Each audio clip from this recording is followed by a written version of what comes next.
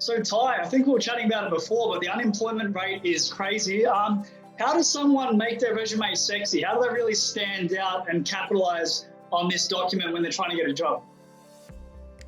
The resume is, it takes me 7 seconds. Well, actually, it takes me around 7 seconds to skim through a resume and see what are the key points. And what I've been telling for years and years, and you actually notice it now, is the old style of writing a resume has completely changed. Back then, resumes were written in all Times New Roman. Remember that? Yeah. There was a time that it was way, I think maybe a decade ago, and then you could see the shift. You could see it now starting to shift and evolve into a bit more colourful, a bit more templates. You see more images, like photos of people as well. Mm-hmm. And the resume is designed, if I'm reading for 7 seconds, what you want to do, think of a recruiter, think of yourself when you're looking at anything from a brochure, from a post, you are scanning through it within 7 seconds or a couple seconds at the most, because we are faced with so much content on a day-to-day basis that we don't have time to read it anymore. So hence why instead of reading magazines, we're reading everything online, and there's so much content. Design your resume so that it is really easy for the recruiter to skim through and read. That is the key point, because if it takes them time to look for what is it that they're after, then you are going to, it's going to be on a too hard basket. Now, a couple of things that recruiters are looking for is they're given a checklist. So they're given this job description that says, hire this person that has this. And that checklist is sometimes on the job ad that you'll see as well. So essentially, they've given you the criteria of what they're looking for. Someone with X amount of experience in a similar type of role. So they're looking for a similar type of title or position, and then the amount of years that you've done it. They're looking for certain types of skill sets. Could be accounting, could be marketing, could be IT. So they'll put in there what type of skills that they're expecting you to have. And hence why these keywords or keyword searches that a lot of people tell you out there, those are the keywords that recruiters look for and they scan for. Okay. Makes sense?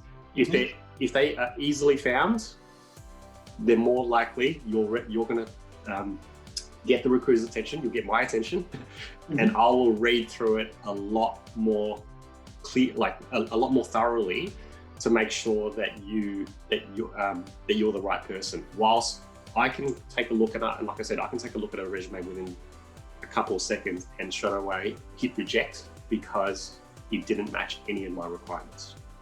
Cool. So is there a way that they should lay it out? So people should put in those key skills or the competencies at the top of the resume, maybe make it a bit more personable, have a photo of themselves potentially?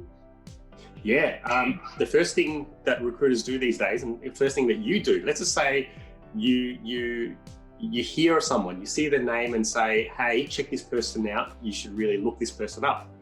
Where do you go first? Social media. LinkedIn, right? Most likely. Yeah. And why do you go to their social media and LinkedIn? What's the first thing that you look at? Trying to see what they're like as a person. What vibes are they giving off? What's the impression you get? Yeah. So you're looking for them from a photo point of view. You want to see their face, essentially, right? Yeah. And and then you go, okay, what is it that they've done? So there was a lot of debate around, should I put a photo on your resume? But LinkedIn and social media, everyone pretty much has a LinkedIn right these days. Exactly. If you don't have a LinkedIn photo, you don't pop up in searches, and you get a lot less engagement, on your profile if you don't have a photo. So it's a bit weird that everyone tells everyone's going on LinkedIn and spice it up, but then on your resume, they sort of don't put that there. Exactly right. So, and even when you do your resume, you actually put a LinkedIn on your resume anyway. So they click on it to go see your profile either way. So the whole, what I guess is, make it easier to see. It needs to be what is important to you. That this is where changing the focus is that what's important to you doesn't necessarily mean it's important to the employer or the recruiter. Find out what's important to them, because remember, you're ticking off their checklist. You're not ticking off your own checklist. And a lot of people forget that they're writing for someone else, not writing for themselves. Yeah. So really, you could reverse engineer the job ads and just look at the keywords they're looking for and plaster them the top of your resume. Just make sure they know that you've got those skills. Exactly right. Well, it's the job ad is derived from the job description. And that's what I used to have to do. So I got the job description. I would speak to the hiring manager to really nut down what is it that they're after, because sometimes the job description's there, but then they're asking for other things as well. Mm-hmm. And then you put it on the job ad. So the job ad is designed to tell you exactly what is it that they want. Now, some people are good at writing job ads. Some people are really crap at it, to be honest. So, there's some really bad job ads out there, but most of the time you can look for something similar. If that one doesn't provide a lot of information, another job ad that has got a similar title would also, they can be a bit more detailed. Oh, cool. Awesome.